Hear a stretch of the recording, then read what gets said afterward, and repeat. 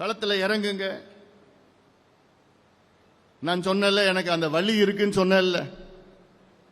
என்ன வலி? 36 ஆண்டுகளுக்கு பிறகும் நம்ம வேற யாரையோ சொல்றோம், வேற யாரையோ பத்தி பேசிட்டு இருக்கிறோம்.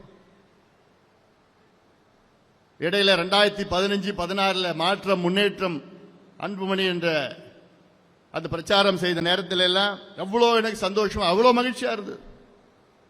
ஊர் ஊரா போகணும், அவ்வளோ பிரச்சாரம் பண்ணணும், நல்லா பண்ணணும், வெற்றிகரமா பண்ணணும். அந்த நேரத்தில் கலைஞர் ஒரு பக்கம், ஜெயலலிதா அம்மையார் ஒரு பக்கம் இருந்தாங்க. நம்ம 2 பெருந்தலைவர்களையும் எதிர்த்து நம்ம நின்னோம்.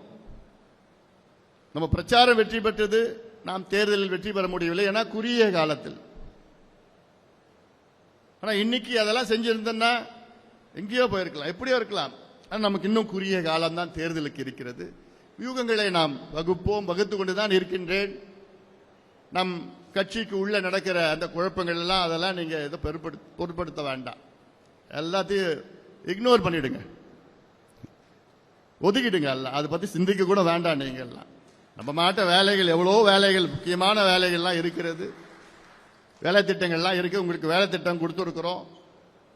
நம்ம நிர்வாகிகளை முழுமையாக கிளை வரைக்கும் நம்முடைய இளைஞர் சங்க நிர்வாகிகளை நியமனம் செய்யணும். அதுல முக்கியமா என்ன, ஆண்கள் பெண்கள் 2 பேருமே சேர்த்து நியமனம் பண்ண பொறுப்பு கொடுங்க. அதுல அவசியம் நீங்க செய்யணும்.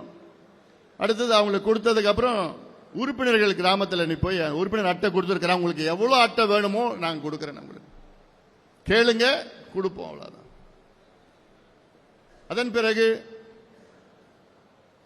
டிசம்பர் 17ஆம் தேதி ஒரு மிகப்பெரிய சிறை நிரப்பும் போராட்டத்தை அறிவித்திருக்கின்றேன். அதில் அவசியமா அத்துணை இளைஞர் சங்கம், மாணவர் சங்கம், மகளிர் சங்கம், அத்துணை இளைஞர்களும் அதில் கலந்து கொண்டு தமிழ்நாட்டுடைய சிறைகளை நாம் எல்லோரும் சேர்ந்து நிரப்புவோம். இது நம்முடைய சமூக நீதி பிரச்சனை, இது நம்முடைய கல்வி சார்ந்த பிரச்சனை, வேலை சார்ந்த பிரச்சனை. இதை நிச்சயமாக நாம் வெற்றிகரமாக செய்ய வேண்டும். இதற்கு மிகப்பெரிய காரணங்கள் இருக்கிறது.